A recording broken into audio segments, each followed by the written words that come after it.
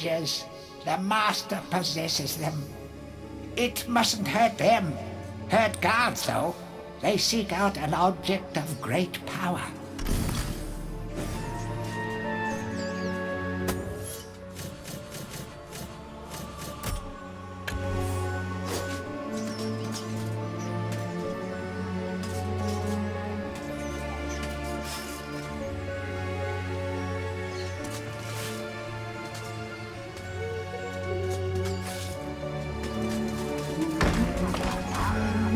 Thank you!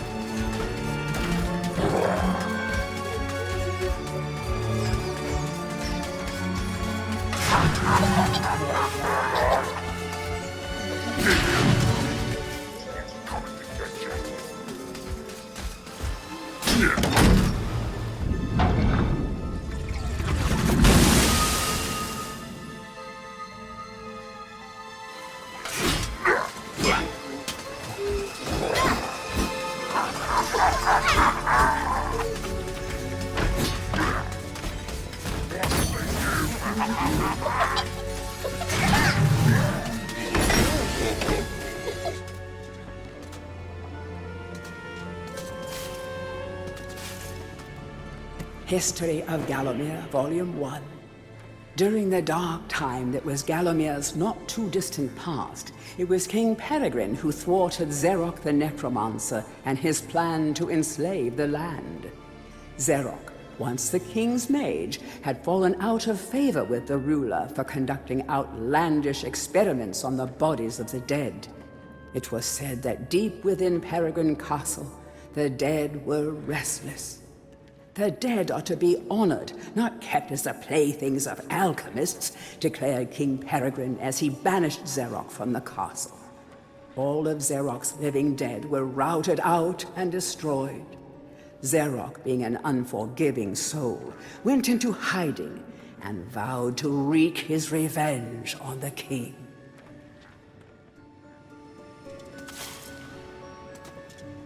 History of Gallowmere, Volume 2. Rumors of ill-doing and dark deeds abounded through the land of Gallowmere. It was whispered that Zarok had employed the aid of shadowy demons to help build a vast castle. Under the cover of night, Zarok's dark army spilled forth from their corrupt haven. The army marched south across the Silver Mountains and through the Silver Woods. Soon afterwards, even the Pumpkin Lands belonged to Zarok. The folk of Gallowstown cried out for help. "Save us, good King Peregrine." Retaliation was swift and violent. King Peregrine's forces, led by the brave Sir Fortescue, drove Zarok's army back from Gallowstown. Oh, there was much rejoicing, but the war was not yet over. History of Gallowmere, Volume 3. News that Zarok's army had now taken the Floodlands caused much concern. From this vantage point, Zarok could march west to take the Enchanted Forest. This sacred place would prove a bitter defeat if it fell into the hands of the evil sorcerer. It was Sir Dan Fortescue who once again led the king's militia to rid the demon host from the land. Yet the evil wizard was cunning and had prepared an ambush. Titanic battle ensued, of which history has never seen the like. It is said that the day would have gone to Zarok, but for the skill and valor of one man. Fortescue led the charge deep into the massed ranks of the undead, felling Zarok's bodyguard, the fearful Lord Cardok, and before finally succumbing to his own mortal wounds, slew the traitorous sorcerer with a mighty sweep of his sword.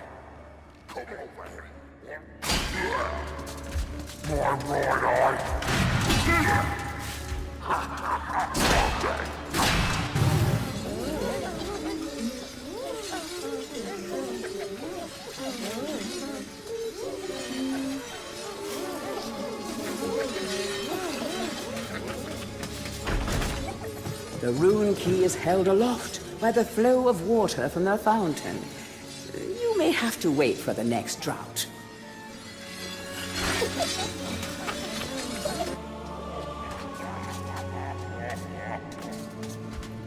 History of Gallowmere, Volume 4. The forces of evil were destroyed, but at a terrible price. None but a handful of the king's militia returned from that field.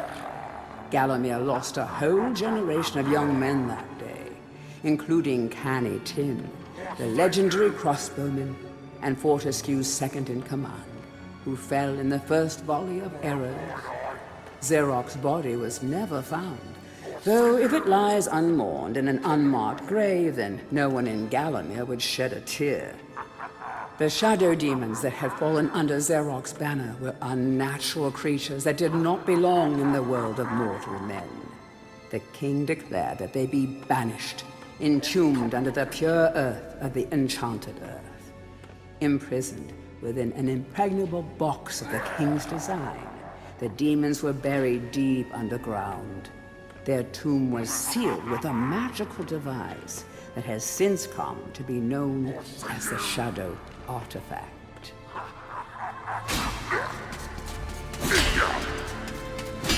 Tourist's Guide to Gallowmere, Part 1. The land of Gallowmere is a wondrous land of breathtaking sights and adventure.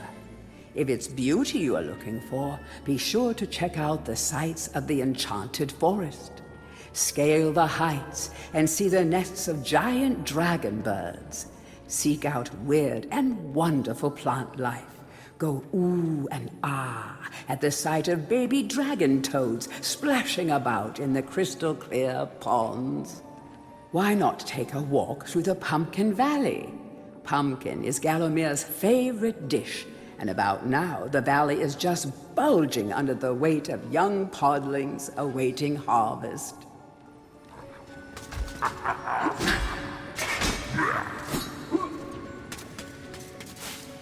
Tourist Guide to Gallowmere, Part 2. If it's mystery you're looking for, then the seasoned adventurer should travel to the ruins of King Peregrine's castle. Yes, this is the fortress from which the fabled King Peregrine once hailed. It is said that the king's crown was lost in the dungeons below the castle, and that the ghost of the regent himself now haunts these cold stone passageways. Spooky. Why not take the swamps and seek out the mythical town of Mellowmead? This place was once said to be a place of fantastical arcane alchemy, but an age has passed since it was consumed by the murky swamps. Perhaps great treasure awaits any adventurer that can locate its watery resting place.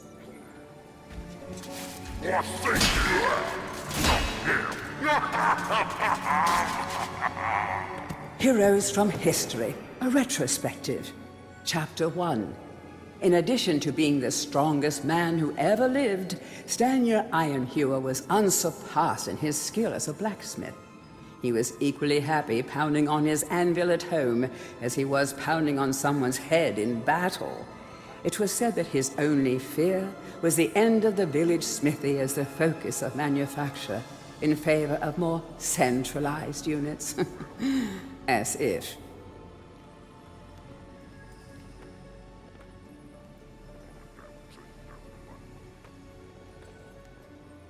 Chapter 2.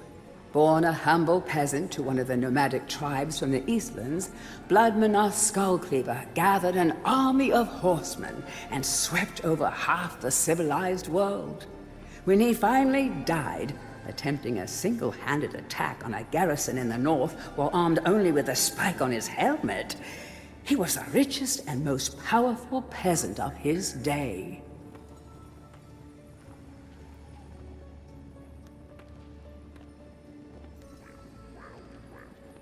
Chapter 3.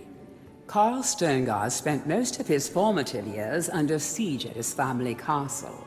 With his impregnable magic shield, Sterngard's motto was, "The best form of attack is defense." Sadly, his shield couldn't protect him against poor eating habits, and he died during a post-battle feast, while swallowing a large sausage he had failed to chew.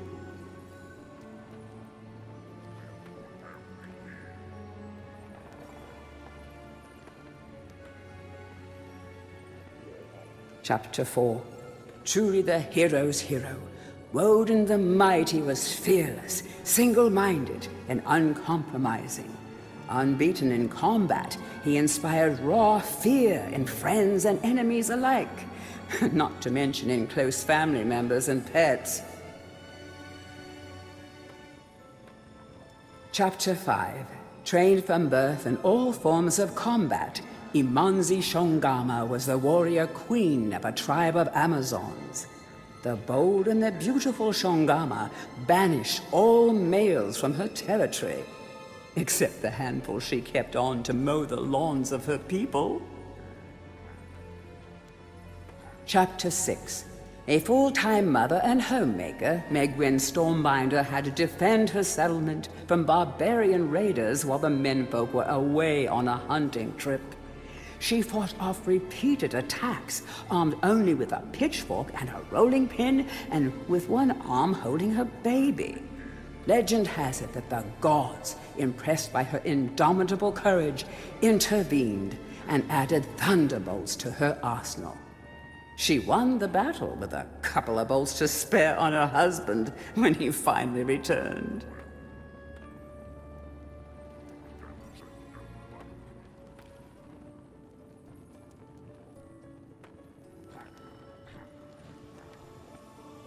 Chapter 7. Dirk Steadfast was a fearsome opponent thanks to his magic sword and a firmly held belief that only women defend themselves. Real men are always on the attack.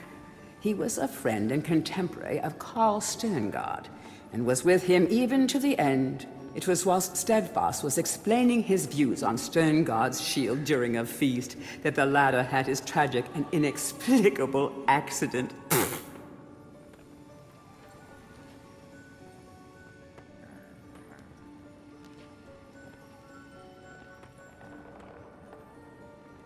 Chapter 8. Descended from the finest centaur Bloodstock, Ravenhooves the Archer was the last prince of his people. A proud and haughty aristocrat, he was an accomplished hunter, sportsman, duelist, playboy, raconteur, and 3 times Derby winner.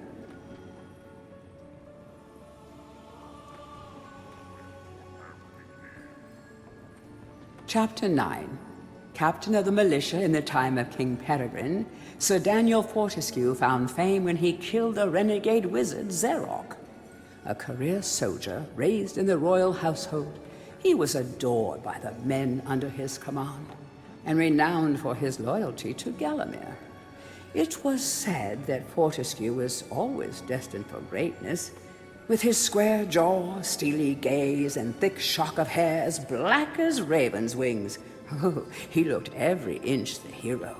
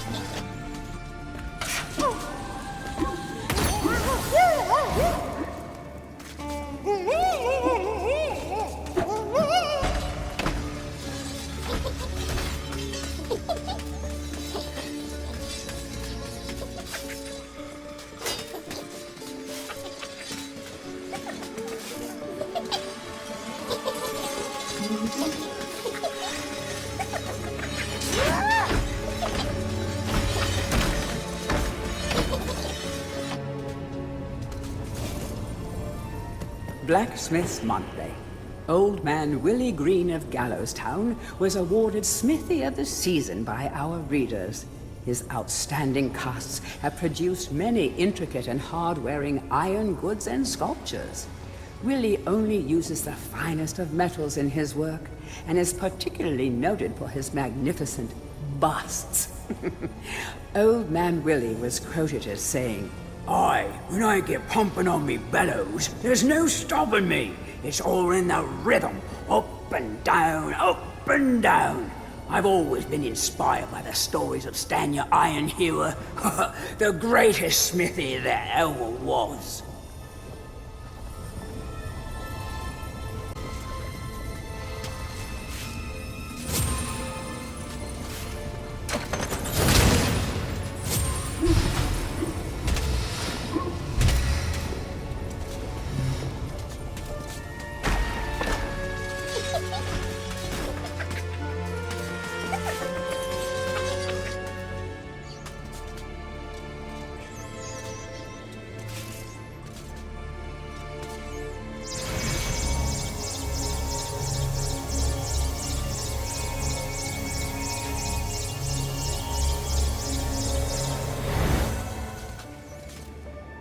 A crucifix once stood here, but the mayor took it. Find a replacement and see how the church should really look.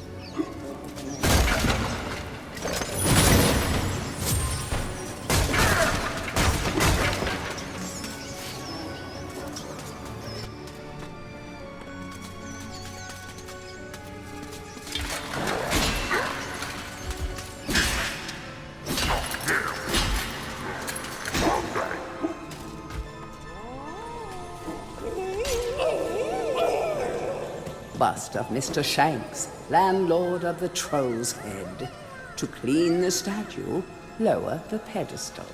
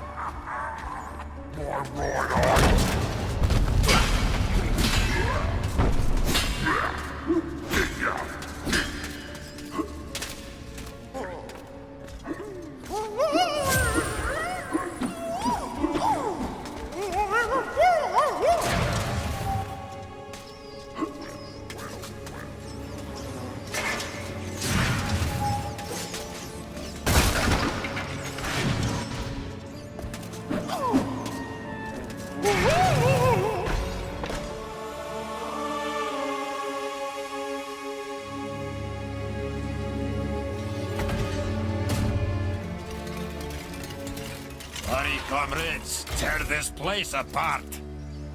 If we don't find the shadow artifact, Lord Zarek will have us mocking out the demons for the next millennium.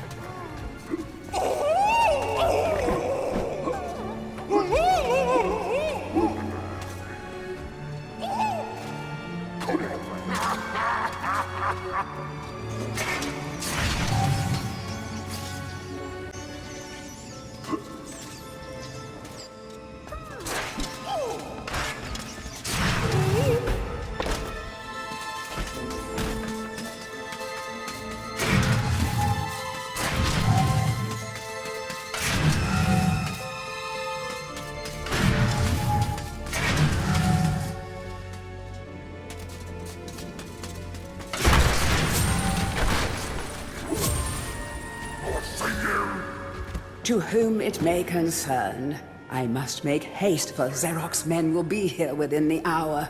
I have taken the crucifix from the church. It is the key to a key. I used the cross to make the attached cast. Then I had it destroyed.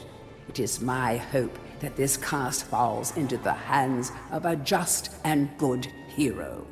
Signed, the town mayor.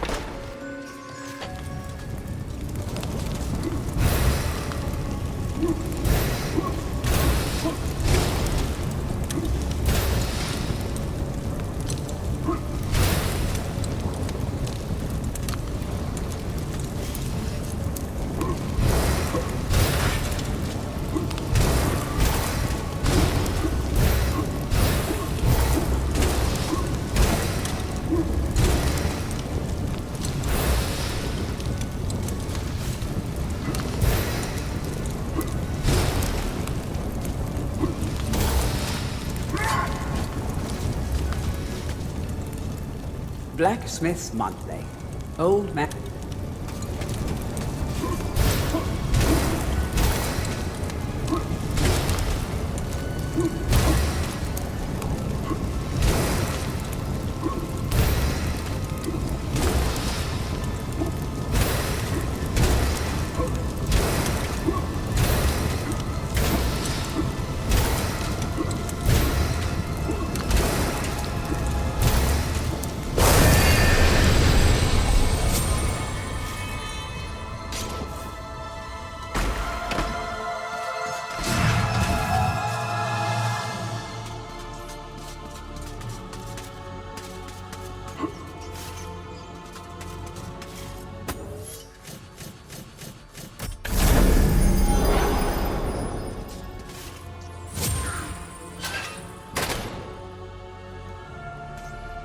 Dear Sir and Madam, on my travels across Gallowmere, I have come across many mysterious and enchanting finds. However, that which filled me with deepest dread was that bully boy Xeroc will stop at nothing to retrieve this item. I fear that he already knows that it is I who possess it. Yours fearfully, the town mayor.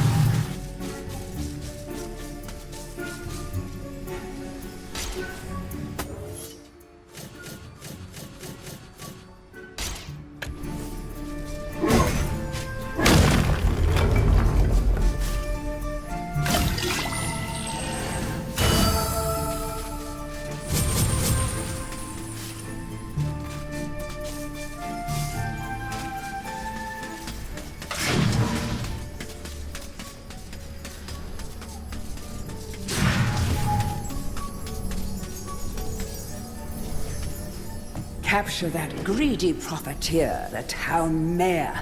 Take him to the asylum dungeons. Give the fat boy a good going over. Locate the shadow artifact. Bring me back something nice.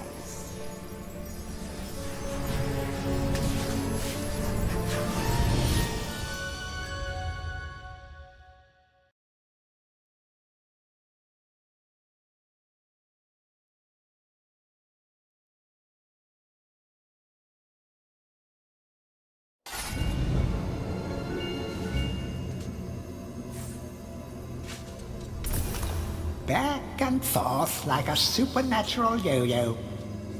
Maybe the master will make it harder to find those magic egg cups.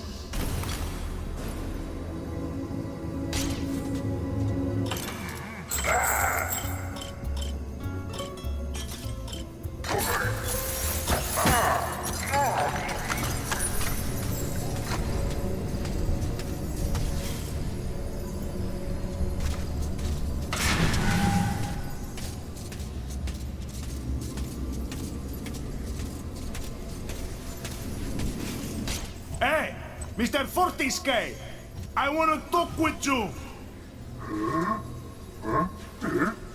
If this Zorak's so bad, why'd you get to go back? Why'd you of all people, Fortisque? It should be I, Blood Monatha Skull Cleaver. When I lived, always I had a pile of slain strewn around me. You spend most of your time organizing a changing of the guard and playing croquet with the king. Still, I lend you my axe. You swing her, you throw her. She thirsts for a slaughter as much as I. Drink deep of demon blood, my proud beauty.